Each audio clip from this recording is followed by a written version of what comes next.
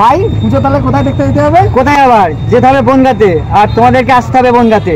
তো time waste না করে পঞ্চমীতে আমরা বেরিয়ে পড়েছি ঠাকুর দেখার জন্য। তো তোমরা টাইম নষ্ট না করে চলে আসো। বনগা ছাড়া এখানে পুজো বলতে কোথাও বেস্ট হয় না, আমাদের জানা নেই। পুজো মানেই বনগাঁতে আসতে হবে, আর তোমরা ওয়েস্ট না করে তাড়াতাড়ি চলে আসো আমাদের পুজো। আজকে পঞ্চমীতে, আর পঞ্চমীতে তোমাদের দেখাবো। দেখো আমরা কতগুলো প্যান্ডেল দেখতে দেখতে আসছি, তোমরা দেখো। তো